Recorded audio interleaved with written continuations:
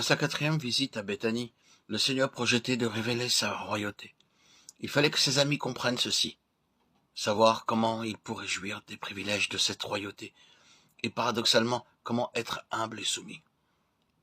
Pour accomplir la prophétie de Zacharie 9.9, le Seigneur vint cette quatrième fois à Béthanie, sur la route de Jérusalem, pour montrer sa royauté.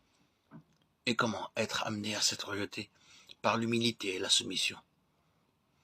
Beaucoup de croyants ont accepté le Seigneur Jésus seulement comme leur sauveur. Ils le veulent uniquement pour pardonner leurs péchés, éventuellement les prendre au ciel, là où ils seront réjouis éternellement, dans quelques coins.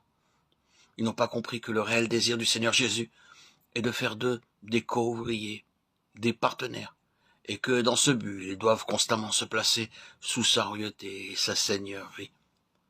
Dans beaucoup de cas, après bien des années de défaites et d'échecs, ils comprennent enfin et donnent la bonne place dans leur cœur au Seigneur Jésus comme roi céleste.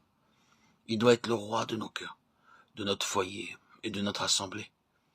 Et son autorité doit s'exercer pleinement et constamment au milieu de nous, aussi bien individuellement que dans notre famille ou dans l'Église.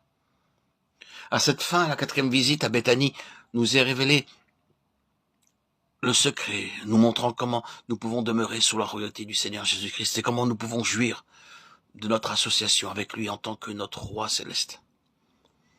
C'est à dessein que notre Seigneur choisit le petit d'une ânesse pour rentrer à Jérusalem, bien qu'il ait pouvoir et autorité sur tous les animaux. Dans Marc 1.13, nous le trouvons vivant parmi les bêtes sauvages, les lions, les ours, les chacals, les loups, et tout ce qui était dans le désert de Palestine. Et ils lui obéissaient. Il est dit qu'il était avec eux. S'il avait voulu chevaucher un lion, il aurait appelé cet animal à lui, et il lui aurait obéi. Comme ont fait les poissons et toutes les puissances de la nature et de l'enfer. Dans Luc 5, il voulait que tous les poissons viennent dans le filet aussi, quelle que soit leur taille. Ils vinrent tous dans le filet sans aucune résistance. En passant, nous remarquons que dans ce miracle, le Seigneur a montré comment Pierre et les apôtres devaient apporter l'évangile à tout le monde. Tout comme au commandement du Seigneur, toutes sortes de poissons vinrent dans le filet.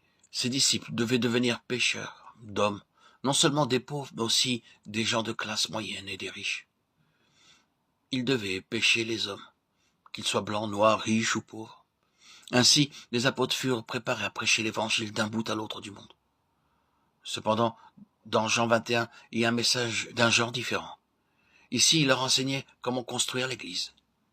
Il dit au verset 17, « Paix, mais oui, les apôtres étaient établis pour amener les croyants à la maturité.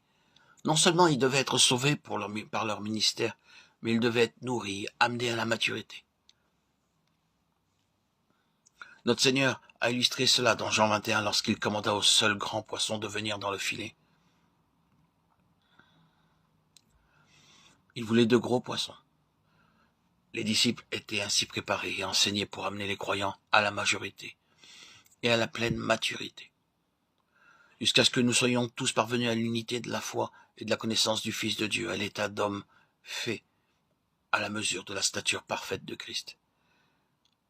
Éphésiens 4.13. Dans Jean 21, notre Seigneur montre comment les gros poissons vinrent dans le filet sans querelle et sans lutte, mais très calmement, en bon ordre,